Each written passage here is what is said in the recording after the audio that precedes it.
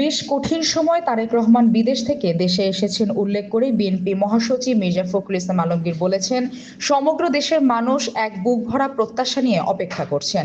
ইতোমধ্যে দূর থেকে তিনি ডিজিটালি যে সমস্ত কথা আমাদের সামনে বলেছেন, জাতির সামনে বলেছেন, গোটা জাতি আজকে অনেক বেশি আশান্বিত হয়েছি। এই জন্যই এবার একটা সুযোগ সৃষ্টি হবে, সত্যিকার অর্থেই উদারপন্থী গণতান্ত্রিক ব্যবস্থা আমরা সৃষ্টি করতে পারবো। বৃহস্পতিবার রাজধানীর বনানীর একটি হোটেলে গণমাধ্যম ব্যক্তিত্বদের সঙ্গে বিএনপি চেয়ারম্যান তারেক রহমানের শুভেচ্ছা বিনিময় অনুষ্ঠানে তিনি এসব কথা বলেন। এ সময় তিনি সাংবাদিক নেতাদের মন খুলে কথা বলতে অনুরোধ করেন। মির্জা ফখরুল বলেন, আজকে আমি কথা বলতে আসিনি, আজকে আমাদের চেয়ারম্যান তারেক রহমান বলবেন, আমরা শুনবো। যদিও ঠান্ডা লেগে তার কণ্ঠের কিছুটা সমস্যা হয়েছে। অনুষ্ঠানে বিএনপির স্থায়ী কমিটির সদস্যরা সহ বিভিন্ন গণমাধ্যমের শীর্ষ ব্যক্তিরা উপস্থিত হয়েছেন।